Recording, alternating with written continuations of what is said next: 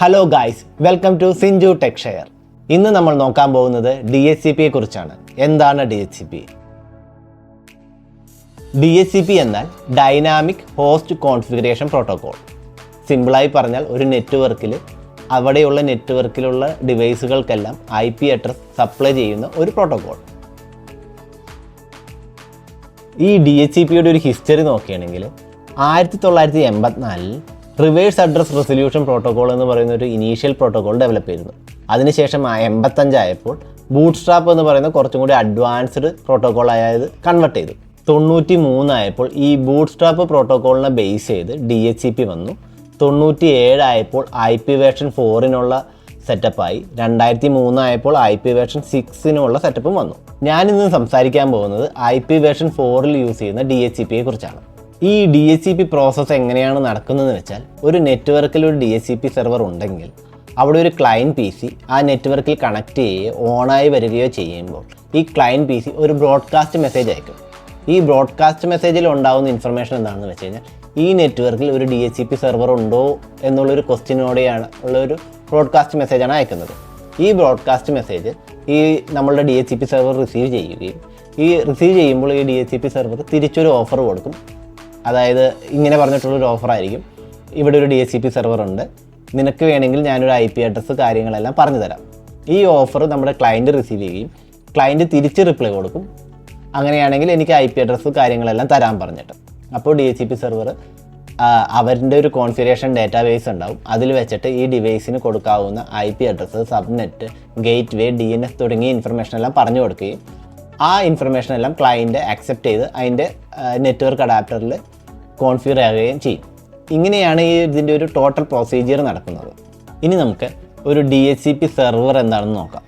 ഒരു DHCP സെർവറിൻ്റെ ഡാറ്റാബേസിൽ ഉണ്ടാകുന്ന ഇൻഫർമേഷൻ എന്താണെന്ന് വെച്ച് കഴിഞ്ഞാൽ, ഒരു DHCP സ്കോപ്പ് ഉണ്ടാവും.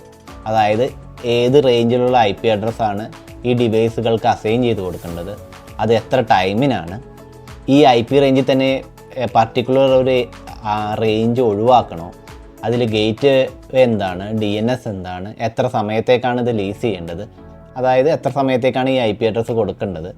അതാണ് ഈ ലീസ് എന്ന് പറഞ്ഞൊരു ടൈം കൊണ്ട് ഉദ്ദേശിക്കുന്നത്. ഇപ്പോൾ ഒരു ലീസ് പീരീഡ് കഴിഞ്ഞ് കഴിഞ്ഞാൽ വീണ്ടും ഈ സെർവർ ഈ നെറ്റ്വർക്ക് ചെക്ക് ചെയ്യും. അതിനുശേഷം ഈ ഡിവൈസ് ഉണ്ടെങ്കിൽ വീണ്ടും ആ ലീസ് പീരീഡ് കൂട്ടിക്കൊടുക്കും, നെക്സ്റ്റ് നമ്മൾ അലോ ചെയ്തിരിക്കുന്ന ടൈം വരെ. ഇനി നമുക്ക് ഒരു DHCP സെർവറിൽ എന്തെല്ലാം ഇൻഫർമേഷനാണ് ഉണ്ടാകുന്നത് എന്ന് ചെക്ക് ചെയ്യാം. ഇപ്പോൾ ഈ കാണുന്നത് വിൻഡോസിലെ ഒരു DHCP സെറ്റപ്പാണ്. അവിടെ ഫസ്റ്റ് നമ്മൾ പറഞ്ഞു കൊടുക്കുന്നത് സ്കോപ്പ് എന്താണ്, അതായത് ഏത് IP തുടങ്ങി ഏത് IP വരെയുള്ള റേഞ്ചിലുള്ള IP അഡ്രസ്സുകളാണ് യൂസ് ചെയ്യുന്നത് എന്ന ഇൻഫർമേഷനാണ് ഇവിടെ നമ്മൾ പറഞ്ഞു കൊടുക്കുന്നത്. പിന്നീട് നമുക്ക് പറഞ്ഞു കൊടുക്കാവുന്ന ഒരു ഇൻഫർമേഷനാണ് എക്സ്ക്ലൂഷൻ ലിസ്റ്റ്. അതായത് ആ ഒരു പർട്ടിക്കുലർ റേഞ്ചിൽ ഒരു പർട്ടിക്കുലർ റേഞ്ച് IP അഡ്രസ്സ് നമുക്ക് റിസർവ് ചെയ്ത് വെക്കണം. എന്തെങ്കിലും ഡിവൈസുകൾക്കോ അല്ലെങ്കിൽ ഈ IP റേഞ്ച് വേറെ ആർക്കും കൊടുക്കണ്ടെങ്കിൽ അത് ഡിഫൈൻ ചെയ്യാനുള്ള ഓപ്ഷനാണ്. അത് മാൻഡേറ്ററി അല്ല, വേണമെങ്കിൽ നമുക്കത് ഒഴിവാക്കാം. അല്ലെങ്കിൽ അത് മെൻഷൻ ചെയ്ത് കഴിഞ്ഞാൽ ആ IP റേഞ്ച് നമ്മളുടെ DHCP സെർവർ ഒരിക്കലും ഒരു ഡിവൈസിന് അസൈൻ ചെയ്ത് കൊടുക്കില്ല. പിന്നീട് നമ്മൾ പറഞ്ഞു കൊടുക്കുന്നത് ഒരു ലീസ് ഡ്യൂറേഷനാണ്. എത്ര നേരത്തേക്കാണ് ഈ IP അഡ്രസ്സ്, അത് ഒരു ദിവസമാവാം, 2 ദിവസമാവാം, 10 സെക്കൻഡ് ആവാം, 10 മിനിറ്റ് ആവാം. അത് നമ്മളുടെ ആവശ്യത്തിന് നമുക്ക് ഡിഫൈൻ ചെയ്ത് കൊടുക്കാൻ പറ്റും. പിന്നെ നമ്മൾ പറഞ്ഞു കൊടുക്കുന്നത് മറ്റൊരു ഇൻഫർമേഷനാണ് ഗേറ്റ് വേ എന്താണ്, DNS എന്താണ്. ഈ ഒരു കാര്യങ്ങളുണ്ടെങ്കിലാണ് ഇൻ്റർനെറ്റ് ഒരു ഡിവൈസിൽ പ്രോപ്പറായിട്ട് വർക്ക് ചെയ്യുള്ളൂ. അപ്പോൾ ആ ഇൻഫർമേഷൻ പറഞ്ഞു കൊടുക്കും. പിന്നെയുള്ള ഒരു ഓപ്ഷനാണ് നമ്മൾക്ക് IP അഡ്രസ്സ് റിസർവ് ചെയ്ത് വെക്കാന്നുള്ളത്. അതായത് ഒരു പ്രിൻ്ററോ എങ്ങനെ തുടങ്ങിയ എന്തെങ്കിലും ഡിവൈസ് നമ്മുടെ നെറ്റ്വർക്ക് സ്ഥിരമായിട്ട് IP അഡ്രസ്സിൻ്റെ ആവശ്യമുണ്ടെങ്കിൽ അതിൻ്റെ MAC അഡ്രസ്സ് വെച്ച് നമ്മൾ ഒരു പർട്ടിക്കുലർ IP ബൈൻഡ് ചെയ്ത് വെക്കും.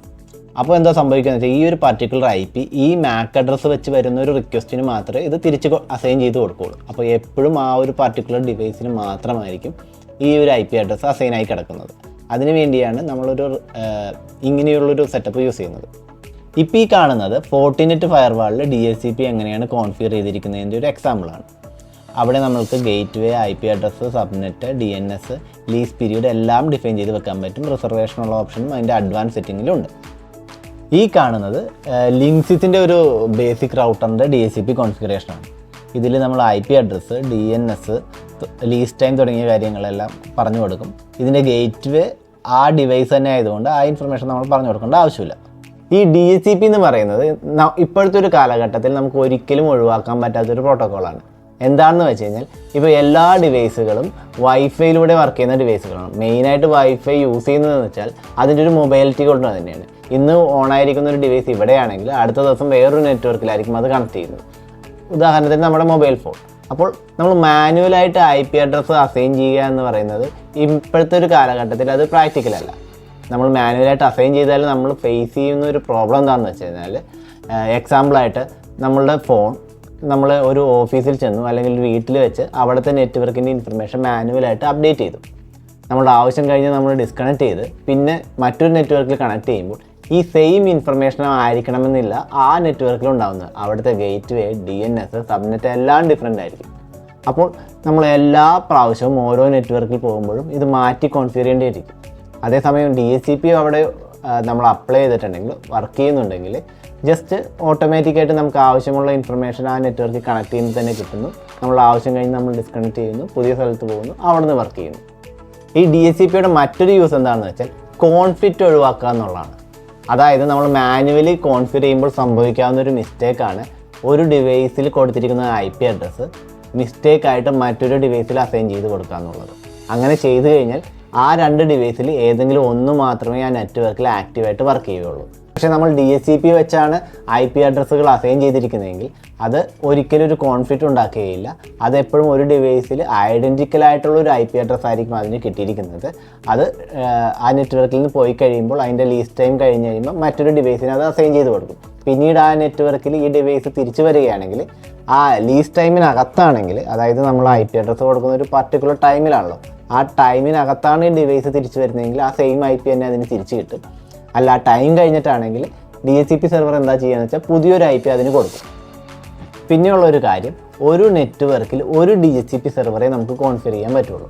ഒന്നിൽ കൂടുതൽ DHCP സെർവർ ഒരു നെറ്റ്വർക്കിൽ നമ്മൾ കോൺഫിഗർ ചെയ്യാൻ നോക്കിയാൽ സംഭവിക്കുന്നത് ആദ്യം ഓണായ DHCP സെർവർ ഏതാണോ അത് മാത്രമേ വർക്ക് ചെയ്യുള്ളൂ. രണ്ടാമതോ മൂന്നാമതോ ഓണാവുന്ന DHCP സെർവർ ഓണായി വരുമ്പോൾ തന്നെ അതിന് മനസ്സിലാവും ഈ നെറ്റ്വർക്കിൽ ഓൾറെഡി ഒരു DHCP സെർവർ ഉണ്ട്.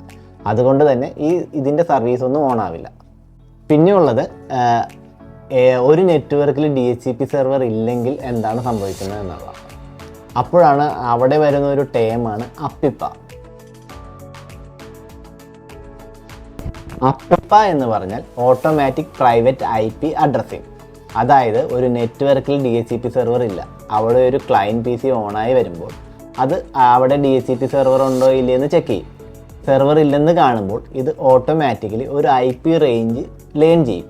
ഈ IP റേഞ്ച് ഈ ഒരു പർട്ടിക്കുലർ റേഞ്ചിലായിരിക്കും. 169 എന്ന് സ്റ്റാർട്ട് ചെയ്യുന്ന ഒരു IP റേഞ്ച് ആയിരിക്കും അത് ഉണ്ടാവുക. അങ്ങനെ അത് ഉണ്ടായി കഴിഞ്ഞിട്ട് മറ്റൊരു ഡിവൈസ് കൂടി ആ നെറ്റ്വർക്കിലുണ്ടെങ്കിൽ അതും ഓട്ടോമാറ്റിക്കായിട്ട് ലേൺ ചെയ്യും. പക്ഷേ അതെല്ലാം ഒരു യുണീക്കായിട്ടുള്ള ഒരു IP അഡ്രസ്സ് ആയിരിക്കും. ഈ കാണുന്ന ഒരു IP റേഞ്ചാണ് അപ്പിപ്പയിൽ യൂസ് ചെയ്യുന്നത്. ഈ ഒരു അപ്പിപ്പയിൽ ഗേറ്റ് വേയും DNS ഉണ്ടാവില്ല. എന്ന് വെച്ചാൽ ആ ഒരു ഇൻഫർമേഷനൊന്നും ഇവർ ലേൺ ചെയ്യില്ല. ജസ്റ്റ് ഒരു IP അഡ്രസ്സ് ലേൺ ചെയ്യും. അത് കോൺഫ്ലിക്റ്റ് ഇല്ലാണ്ട് തന്നെ ലേൺ ചെയ്യും. ഒരു ഡിവൈസിൽ കിട്ടിയിരിക്കുന്ന ഒരു IP മറ്റൊരു ഡിവൈസിൽ കോൺഫ്ലിക്റ്റ് ഉണ്ടാക്കുകയില്ല. ആ രീതിയിൽ ഇത് തനിയെ ഒരു നെഗോസിയേഷനൊക്കെ ചെയ്ത് തനിയെ അതിന് ഒരു യുണീക്കായിട്ടുള്ള IP അഡ്രസ്സ് ലേൺ ചെയ്യും. അപ്പോൾ DHCPയെക്കുറിച്ചുള്ള ചെറിയൊരു ഇൻട്രഡക്ഷൻ വീഡിയോ മാത്രമാണിത്. ഇതിനെപ്പറ്റി ചെറിയൊരു ധാരണ നിങ്ങൾക്ക് കിട്ടിയിട്ടുണ്ടാവും എന്ന് ഞാൻ വിചാരിക്കുന്നു. ഈ വീഡിയോ നിങ്ങൾക്ക് ഇഷ്ടമായിട്ടുണ്ടെങ്കിൽ ദയവായി ലൈക്ക്, സബ്സ്ക്രൈബ്, ഷെയർ ചെയ്ത് സപ്പോർട്ട് ചെയ്യുക. മറ്റൊരു വീഡിയോയുമായി വീണ്ടും കാണാം. താങ്ക്